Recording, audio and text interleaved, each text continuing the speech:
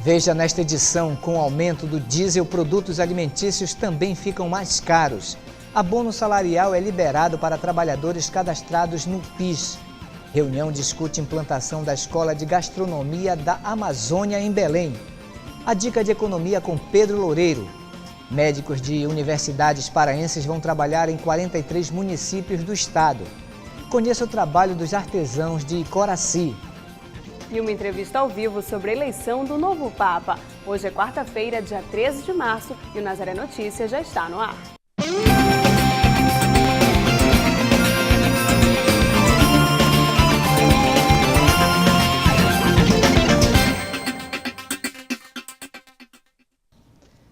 Nesta semana foi anunciado o aumento de 5,4% no preço do óleo diesel e de 6,6% no valor da gasolina. Esses aumentos incidem diretamente na elevação do custo de vários produtos, entre eles os itens de alimentação. Na reportagem, a edição de hoje entenda por que isto acontece. 80% dos produtos do gênero alimentício consumidos no Pará são trazidos de fora do estado. O custo com fretes torna os alimentos mais caros para o consumidor final. Esse impacto é imediato, porque os postos são obrigados a repassar, porque os postos só recebem o aumento e a partir de meia-noite, no outro dia, são obrigados a repassar. E que, inclusive, todos os postos já repassaram, porque não há como não repassar.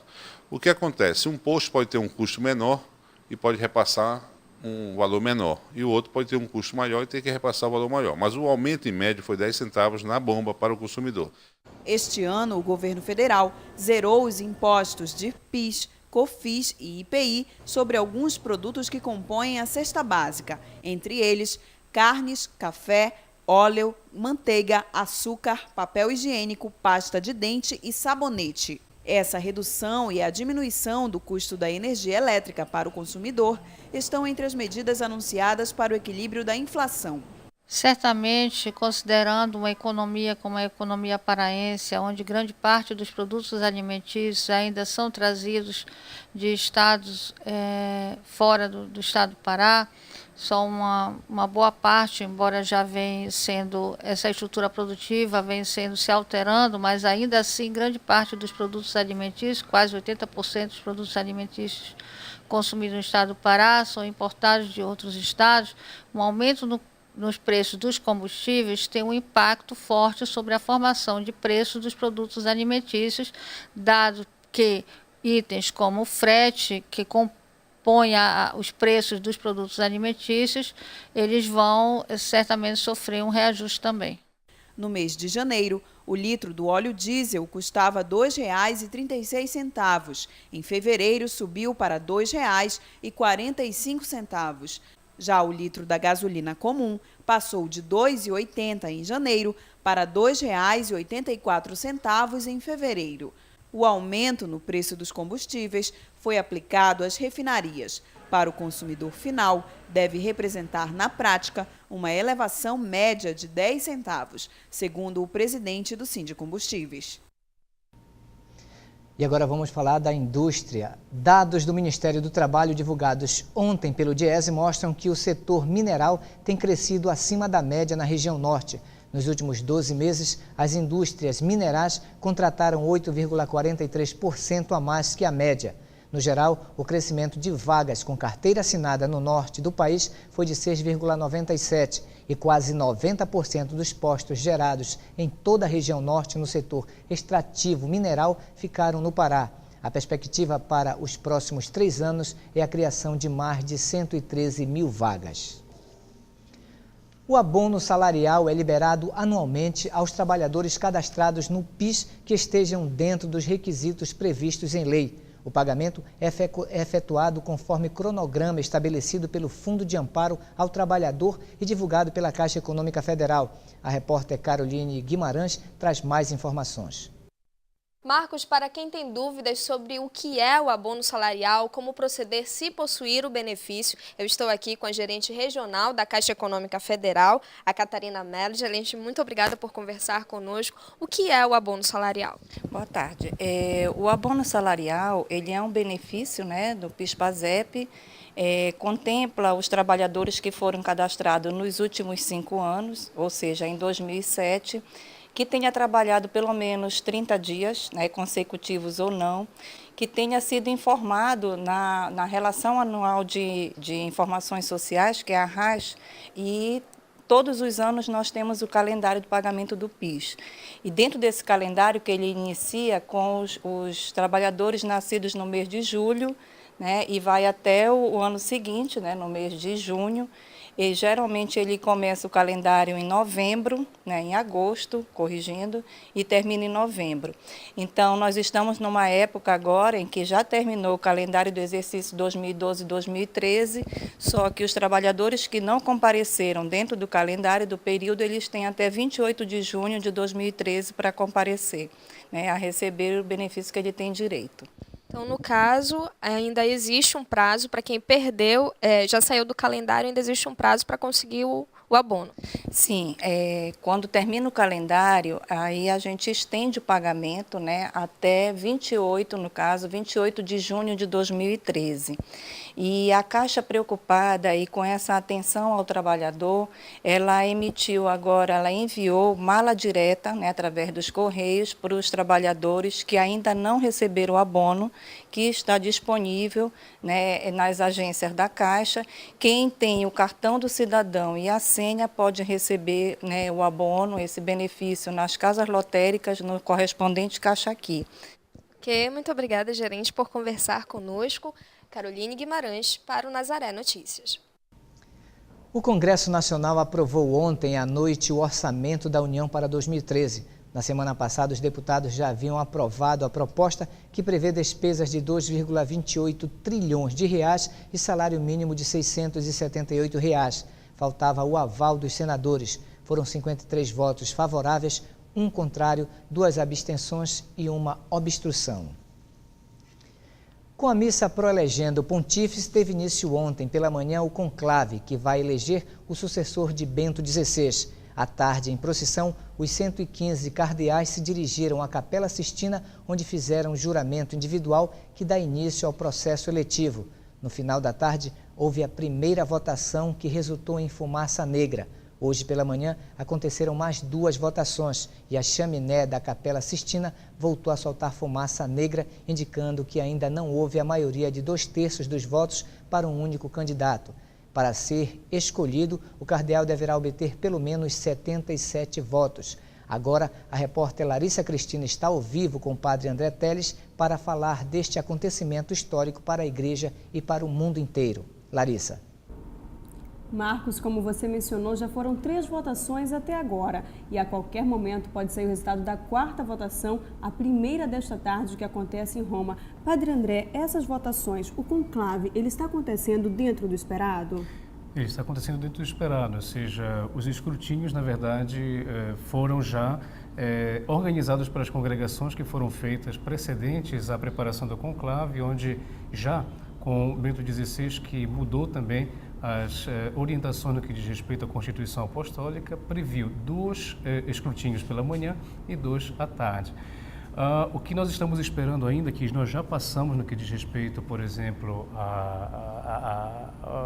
que diz respeito ao que se espera, é que, por exemplo, levando em consideração as outras votações que houve, João Paulo II e Bento XVI, a de Bento XVI, por exemplo, já aconteceu no 3º escrutínio. Isso significa que fizeram 2 votações pela manhã, na primeira da tarde ele foi eleito. Já se passaram 3 votações e, portanto, isso significa que provavelmente, né, já se passaram 4 votações. A curiosidade é que, se caso eles cheguem a 7 escrutínios e ainda não consigam eleger o Papa, então eles fazem uma pausa, né, de um dia, para que possam então fazer um dia de oração para que se retome novamente as votações. Para que façam mais reflexões a respeito, né? Isso. Até porque eles já têm uma noção agora, da primeira votação de ontem, eles já têm. Então, até mesmo os cardeais que, por exemplo, de repente não conhecem aquele candidato que foi votado, então, a partir de agora, eles já começam a ter informações sobre o perfil e o porquê que aquela votação está sendo direcionada àquele candidato. Marcos, você tem uma pergunta? Pois é, Padre André, a imprensa do mundo inteiro, ela especula sobre possíveis nomes papáveis, como a gente chama, mas, na verdade, o que se vê e o que acontece lá na Capela Sistina não é realmente assim, não é tão eleitoreiro. Eu queria que você explicasse esse momento mesmo verdadeiro da eleição do Papa. De fato, a gente percebe, por exemplo, que hoje a mídia, os meios de comunicação olham o grupo dos cardeais, uma eleição, já o próprio nome já nos fala muita coisa. Eleição, ou seja, nós devemos escolher por alguém. Eleição, nós estamos acostumados com justamente nossos sistemas políticos atuais, ou seja, nós precisamos definir ou ter um partido político, um determinado grupo, do qual aquela pessoa que nós votamos representa. Porém, na igreja não é assim. Isso significa o quê? Que na igreja, então, os cardeais tiveram reuniões precedentes, que foram chamadas de congregações.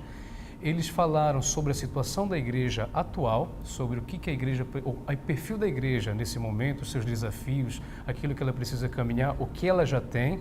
Depois, eles vão agora ver o perfil do candidato em relação àquele perfil que foi comentado e estudado entre eles. E daí, então, é que se procede às votações, ou seja, não significa que cada continente tenha o seu candidato e eles, então, façam como que propagandas políticas, ou poderíamos assim dizer, né, uma espécie de boca de urna, entre aspas, para que possa votar naquele candidato, não.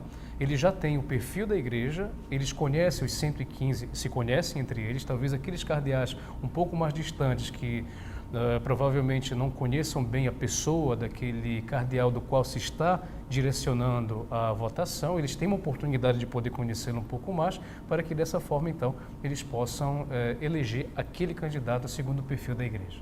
Agora, Padre André, se espera que neste horário, entre meio-dia e meio-dia e 30, saia o resultado dessa quarta votação. Como é que está a expectativa? O senhor tem algum palpite, de repente, de já vai ser positivo ou não, ainda vai sair fumaça negra? Olha, tenho a impressão de que ainda vai sair fumaça negra hoje. A expectativa vai até amanhã, no caso de modo particular, né? De modo pessoal, penso que irá até amanhã, até porque leva em consideração a seguinte coisa, de que a votação, ou seja, a renúncia do Papa foi inesperada. O mundo não esperava e com certeza os cardeais não. E dessa forma eles não tiveram tempo, então, provavelmente de poder, quem sabe, estiveram tempo só agora nessas congregações de poder ver como é que está a igreja e ver um candidato. Então, dessa forma, ainda tenho a impressão que os escrutínios que estão sendo feitos agora são as oportunidades que eles têm de poder, então, ver qual é aquele candidato realmente idôneo para que possa assumir a sucessão de Pedro. Padre André, daqui a pouco a gente volta a conversar. Eu volto aí no estúdio, é com você, Marcos. E agora mudamos de assunto e vamos falar de segurança. O Corpo de Bombeiros começará as vistorias nos prédios onde funcionam os órgãos públicos de Belém. O objetivo é avaliar as condições do sistema de proteção e prevenção das edificações contra incêndios e acidentes. Alguns gestores se anteciparam e enviaram solicitações de vistorias. Nas últimas 2 semanas, o Corpo de Bombeiros recebeu cerca de 15 pedidos. Entre os problemas mais frequentes encontrados nas vistorias está a falta de manutenção adequada dos equipamentos de segurança. Aconteceu ontem em Belém uma reunião de trabalho com o professor Celso Silva, membro da Confederação Nacional do Turismo e como integrante da Secretaria Estadual da Companhia Paraense de Turismo. O encontro teve como pauta a implantação da Escola de Gastronomia da Amazônia. Marcos, a apresentação do projeto da Escola de Gastronomia foi apresentado nesta semana. Para falar um pouco sobre esse projeto, eu converso agora com o Celso dos Santos Silva, ele é diretor da Confederação Nacional do Turismo. Diretor, muito obrigada por conversar conosco. Dentro do turismo, como é que, com a sua experiência, como é que é vista a questão da gastronomia? A gastronomia no Brasil e especificamente no Pará é um grande produto que ainda não está explorado como produto turístico, cultural, não turístico, e também com uma grande atratividade turística. Qual é o objetivo dela? Está sendo feita a apresentação no projeto. A ideia é envolver todos os empresários, profissionais e segmentos interessados dentro da cadeia produtiva, né? Desde a agropecuária, extrativismo vegetal, até o comércio, especificamente, as universidades, escolas e as empresas que estão diretamente envolvidas com hospedagem, alimentação, eventos e lazer. Como é que vai acontecer a formação? Então, a formação, em princípio, nós arrolamos aí 30 cursos focados em gastronomia amazônica. Então, só para ter uma ideia, coquetelaria voltada para produtos exóticos da Amazônia, frutas em especial, café da manhã amazônico e assim vai. Salgados, confeitaria com frutas da Amazônia, tudo focado, quer dizer, usando as técnicas internacionais e nacionais, mas focados com os produtos típicos da região. Dentro das discussões apresentadas, quais foram as principais dificuldades? Na verdade, não existe uma grande dificuldade, né? Talvez a dificuldade das pessoas entenderem que não é uma escola fixa, né? Ela vai ser uma escola volante, vai ter uma sede central, altamente funcional, e ao longo do processo nós vamos estar desenvolvendo aulas em todos os restaurantes típicos e turísticos de Belém e na sequência dos polos turísticos, que são 6, né, no estado do Pará. Muito obrigada por suas informações. Caroline Guimarães para o Nazaré Notícias. A Comissão Fundiária de Regularização da Universidade Federal do Pará vai entregar, até o final deste ano, um total de 1.500 títulos de uso de terra para moradores dos bairros da Terra Firme, Guamá, Marco e Canudos, na capital paraense. 100 famílias participaram da cerimônia de entrega dos títulos na semana passada. Mais 100 assinaram a concessão de uso especial para fim de moradia e de concessão de direito real de uso, que serão registradas em cartório.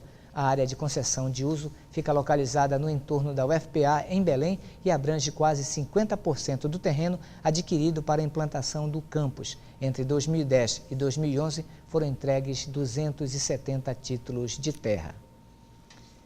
E será lançado também, aliás, hoje, em Brasília, um estudo sobre o déficit de defensores públicos no Brasil. O mapa da Defensoria Pública foi elaborado pelo IPEA e pela Associação Nacional dos Defensores Públicos. A pesquisa mostra que 72% das comarcas brasileiras não são atendidas pela Defensoria Pública. Atualmente, o país tem 2.680 espaços judiciários, mas em apenas 754 acontece o atendimento do órgão. E você acompanha ainda nesta edição a Dica de Economia com Pedro Loureiro. Médicos de universidades paraenses vão trabalhar em 43 municípios do estado. Conheça o trabalho dos artesãos de Coraci. E voltaremos a falar ao vivo sobre o conclave. O Nazaré Notícias desta quarta-feira vai para um breve apoio cultural e volta já. E vamos voltar a falar do conclave para a eleição do novo Papa. Milhares de pessoas estiveram na Praça de São Pedro ontem e hoje para acompanhar o resultado das votações dos 115 cardeais presentes no conclave. E vamos retornar com a repórter Larissa Cristina, que está com o padre André Teles. Larissa. Marcos, nós vamos acompanhar agora imagens ao vivo direto do Vaticano. Você pode perceber que a Praça de São Pedro ainda está lotada.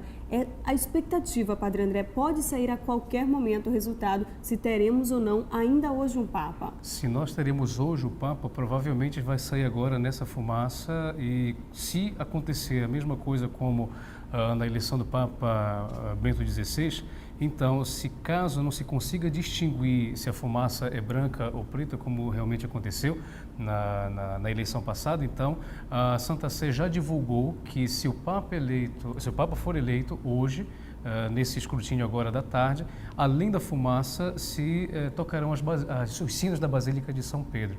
E dessa forma, então, se sair o Papa, vai sair agora nesse momento, se caso ele saia agora, né? Agora a gente percebe que a movimentação é grande ao redor da Praça de São Pedro. Muitas pessoas estão fazendo vigílias de orações no Vaticano em prol da eleição desse Papa. Percebemos que o clima é muito nublado, porque está no final do inverno, não é isso? Está no final do inverno lá. Então ainda está muito nublado o tempo, mas as pessoas mesmo assim fazem questão de estar lá, estar presente nesse momento que é histórico para a Igreja Católica. Eu estava acompanhando a Rádio Vaticano, inclusive nos estúdios da Rádio Vaticano de Roma mesmo, pela internet, e eles diziam justamente sobre isso, que mesmo com a chuva, o que tornava bonita a Praça de São Pedro é que com as sombrinhas variadas nas cores, os grupos rezando o terço, lendo o Evangelho, ou seja, eles querem ficar ali para esse momento histórico realmente, e eles chamavam muita atenção para esse ponto de vista da presença do povo de Deus com orações, e mesmo com a chuva, essa presença marcante, na expectativa realmente da fumaça.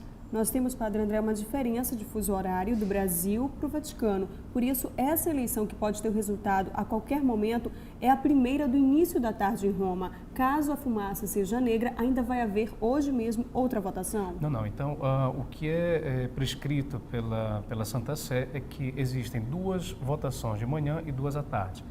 Isso significa que coisa? Que se de repente, para não fazerem várias fumaças, ou seja, 2 fumaças de manhã e 2 à tarde, eles entraram em acordo de que a fumaça sairia depois das 2 votações prescritas, ou pela manhã ou pela tarde. É por isso que nós temos 2 horários, que por volta de meio-dia no horário de Roma, 8 horas da manhã aqui, ou por volta de 19 horas lá em Roma e 3 horas da tarde aqui. Então são esses 2 horários indicativos para que dessa forma então a gente saiba realmente se foi eleito ou não o Papa com a fumaça. Marcos?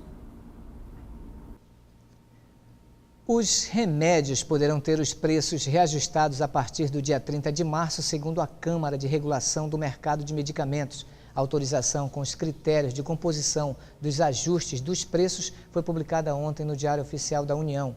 Para os reajustes, serão consideradas as expectativas de inflação, de ganhos de produtividade das empresas de medicamentos e o preço dos insumos usados na produção dos remédios.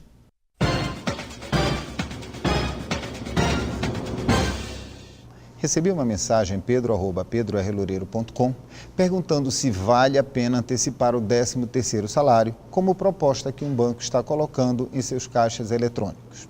A pergunta é boa, mas a proposta é péssima. Não sei se falamos do mesmo banco, mas eu vi esta mesma proposta em um grande banco oficial, um dos maiores do Brasil. Em minha opinião, isso deveria ser proibido, inclusive pela presidente Dilma, que por vezes assume o papel de paladino da justiça, pressionando as empresas públicas a colaborarem com as políticas de governo.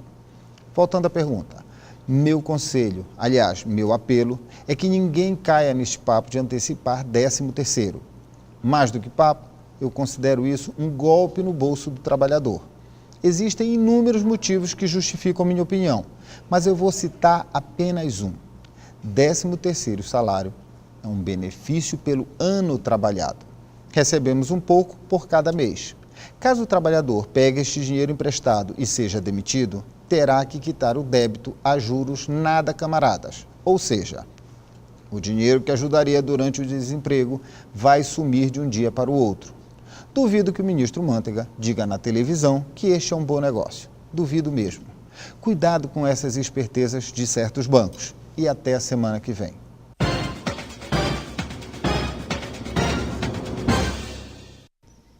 A ONG Rádio Margarida lança hoje no Teatro Gasômetro, em Belém, o CD Radionovelas Educativas, volume 2. O projeto procura difundir a cultura de enfrentamento da violência contra crianças e adolescentes e apoia ações de organizações que atuam no campo desses direitos. O trabalho é feito com a produção de conteúdos e materiais educativos em vídeo, áudio e textos divulgados no portal www.radiomargarida.org.br. O material se destina a educadores, agentes do Sistema de Garantia de Direitos Radialistas e comunicadores. O CD duplo contém 19 radionovelas e 12 spots com temáticas diversificadas ligadas ao Estatuto da Criança e do Adolescente. 114 médicos formados nas universidades estadual e federal do Pará vão trabalhar por 12 meses nas unidades básicas de saúde de 43 municípios paraenses. O trabalho é feito pelo Programa de Valorização do Profissional da Atenção Básica. Quem tem mais detalhes é a repórter Patrícia Nascimento.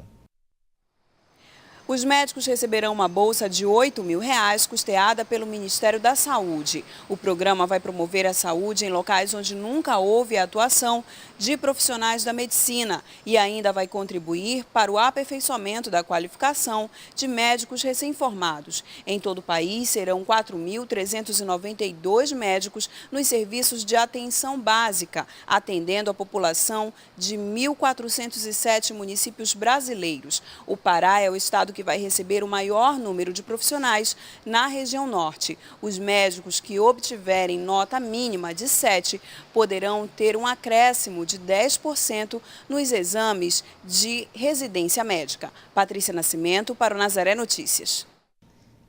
E temos agora informação urgente com a repórter Larissa Cristina sobre a queda de um avião. Larissa. Marcos, acabou de chegar aqui na nossa redação a notícia de que 10 pessoas morreram após um acidente com um bimotor no município de Almerim, na região noroeste do Pará. O acidente aconteceu ontem à noite e o avião foi encontrado na manhã de hoje. A aeronave levava funcionários para a usina hidrelétrica de Santo Antônio do Jari, no estado do Amapá, e caiu a 20 quilômetros do aeroporto de Monte Dourado. As razões da queda da aeronave ainda serão investigadas. O avião, modelo da Embraer 821 Carajá, da companhia de táxi aéreo Fretax, saiu de Belém às 19 horas de ontem, com 10 pessoas a bordo. Era o piloto e mais 9 trabalhadores da companhia de engenharia responsável pela construção da hidrelétrica de Santo Antônio do Jari. Eu volto aí com você no estúdio, Marcos. A Agência Nacional de Saúde Suplementar vai relançar o Guia Prático sobre Planos de Saúde. O guia auxilia na contratação do serviço e alerta sobre a rede credenciada de profissionais, laboratórios, clínicas, hospitais e valores. A publicação pode ser encontrada na página eletrônica da ANS e em eventos organizados pelos PROCONs. A agência também anunciou a ampliação de atendimentos pelo Disque ANS, pelo telefone 0800 701 9656. E ainda sobre saúde, a Casa do Diabético em Belém foi fundada em 2003 e procura dar melhor assistência aos portadores de diabetes. A repórter Caroline Guimarães foi até lá e conheceu o trabalho realizado pela casa. A Casa do Diabético busca sempre informar as pessoas sobre o diabetes, uma doença silenciosa que pode causar sérios problemas como cansaço extremo, náuseas, perda de peso, sede excessiva, infecções frequentes, além da dificuldade na cura de cortes e machucados, coceira na pele e perda da visão. Para atender os portadores dessa doença, a casa conta com alguns profissionais. O atendimento acontece da seguinte maneira: o paciente liga para a nossa instituição, 3236-2967, e aqui é marcado a consulta. Ele pode ligar no horário comercial, e é marcada a consulta e o atendimento acontece nas quartas-feiras. A partir das 14 horas, então, começa o atendimento. No dia 14 de março, dia do rim, e ainda em comemoração ao aniversário da Casa do Diabético, haverá um grande evento. Vai acontecer no Teatro Gasômetro, lá no Parque da Residência, ali perto do Hospital Ofir Loyola, Governador Magalhães Barata, 830, ali entre 3 de maio e 14 de abril. O evento vai acontecer nesta quinta-feira, dia 14 de março, a partir das 8 horas da manhã. Icoraci, um distrito da região metropolitana de Belém, é reconhecida como um polo de produção de vários tipos de artesanato. Dezenas de artesãos são responsáveis por esse trabalho. Um projeto de lei que tramita na Câmara dos Deputados pretende regulamentar esse ofício. E no nosso quadro de profissões, conheça melhor o trabalho dos artesãos de Icoraci.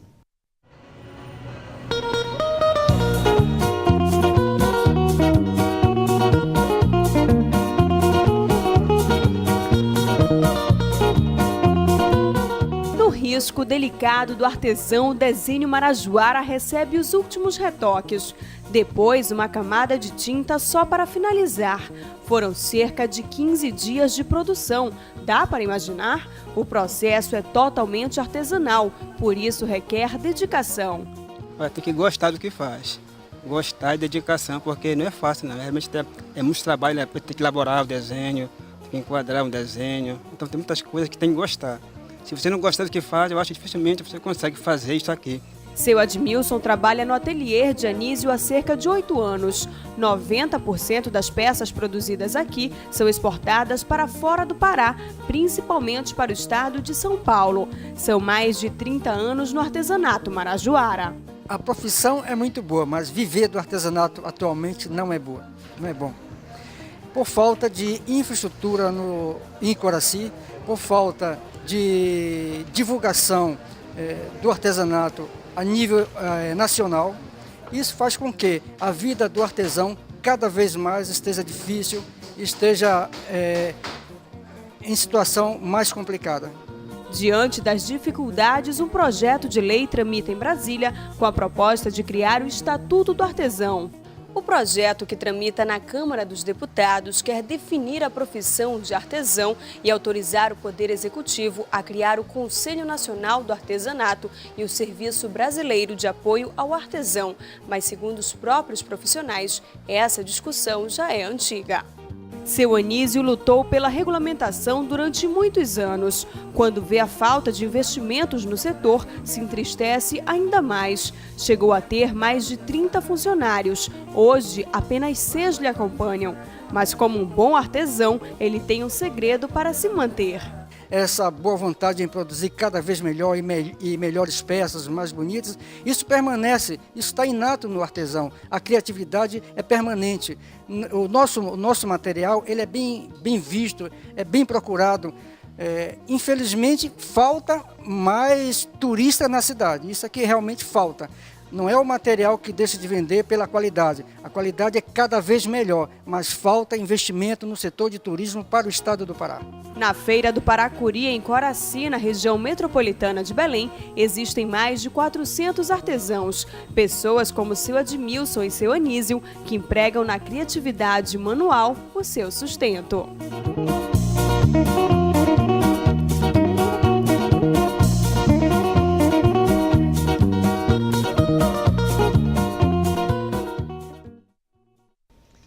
E voltamos a falar ao vivo com a repórter Larissa Cristina, que está com o Padre André e fala sobre o conclave, a eleição do novo Papa. Larissa. Marcos, e nós continuamos na expectativa que a qualquer momento saia o resultado da 4ª votação. Padre André, para chegarmos até aqui, já se passaram 3 votações. Explique para a gente, na verdade, faça um resumo de tudo o que aconteceu até agora. Então, de tudo que aconteceu no que diz respeito, já desde a renúncia do Papa Bento XVI. O Papa Bento XVI renunciando ao Ministério Petrino, que foi uma grande novidade na vida da Igreja. E aí, a partir daí, os cardeais, então, já começaram a serem convocados para que pudessem, a partir do momento da sé vacante, virem a Roma para começarem o período das congregações, que são reuniões onde eles discutiram várias temáticas e desafios e o perfil realmente da igreja como um todo. A partir daí, então, eles decidiram nessas congregações a data do conclave, que foi justamente ontem, e segundo a programação prescrita pela Constituição Apostólica, Universi Dominus Gredis, que é aquela que rege o Concílio Vaticano, rege o conclave, então se começa com a missa Proligindo Pontefice, que nós acompanhamos ontem pela manhã, às 6 horas da manhã no horário daqui. E a partir daí, depois eles foram para a Capela Paulina, onde fizeram a famosa procissão, indo para a Capela Sistina, cantando a Ladainha de Todos os Santos e o Veni Creato, como nós estamos vendo aí nas imagens na nossa TV. A partir daí, então, chegando na Capela Sistina, eles fizeram o juramento com uma fórmula prescrita também no próprio documento, precisa, onde eles juram, de fato, observar tudo aquilo que diz respeito à responsabilidade na eleição do novo pontífice e, sobretudo, de guardar segredo de tudo aquilo que vai acontecer ali naquele momento. Dessa forma, você está acompanhando depois essas imagens, eles concluem o juramento pessoalmente, colocando a mão no Evangelho, e dizendo que eles confirmam aquele juramento e que aquelas palavras possam iluminá-los naquilo que é necessário para a eleição. E agora se procedeu depois ontem já uma primeira votação, que de costume não se procede, uma votação logo já no início do conclave, até dependendo do horário do qual ele começa, mas ontem já uma primeira votação foi feita, a fumaça preta saiu, e a partir daí, hoje, então, está prevista, mas foram previstas 2 votações pela manhã e estamos justamente na 4ª, agora da tarde. E agora nós estamos esperando, tendo essas imagens, por exemplo, em Roma você está percebendo que de fato está chovendo, e os olhares voltados para aquela chaminé na Capela Sistina, onde provavelmente as pessoas que estão ali, todo mundo está acompanhando esse grande momento. Repito, que pode acontecer a qualquer momento. Se for levar em consideração os outros papas, o Papa João Paulo II, que foi eleito já no 6º escrutínio, e o Papa Ratzinger, que foi até 36 horas de conclave. No 3º escrutínio, ele já foi eleito. Então, se Se proceder com essas dinâmicas precedentes, então nós teremos o Papa, talvez ou agora, daqui a pouco, ou então amanhã, no máximo. E, Padre André, diante dessa expectativa toda, os brasileiros não podem deixar de acreditar nos seus cardeais brasileiros. A gente sabe que Dom João Braz de Aviso está participando, Dom Odilo Pedro Scherer, Dom Raimundo Damasceno, todos estão dentro desse conclave. Podemos ter expectativas quanto a um Papa brasileiro? De fato, podemos entender que se os cardeais perceberam que o perfil da igreja naquele momento coincide com o perfil de um dos nossos cardeais brasileiros, provavelmente nós poderemos ter um Papa brasileiro. Então, quem sabe, vamos confiar no Espírito Santo que, se caso o perfil que a igreja precisa agora do Papa para que possa dar continuidade à barca e o governo da igreja, a barca de Pedro e o governo da igreja, se coincidir com o perfil de um deles, provavelmente nós teremos um Papa brasileiro. Obrigada, Padre André, pela sua presença, pelas suas informações. E, Marcos, a gente continua acompanhando direto do Vaticano todas as últimas informações. Quem sabe poderemos ter um resultado ainda no início desta tarde. E a qualquer momento a gente volta ao vivo para dar esse resultado. Eu volto aí no estúdio, é com você. Obrigado, Larissa. Obrigado, Padre André. E você pode sugerir temas para as nossas reportagens. Basta entrar em contato com nossa produção pelo número 40069211 e indicar o que você gostaria de ver aqui no jornal. E para rever as matérias de hoje, acesse o Portal Nazaré pelo endereço www.fundacionazaré.com.br ou entre na nossa página no Facebook. Nazaré Notícias fica por aqui. Nos encontraremos amanhã na próxima edição. Até lá!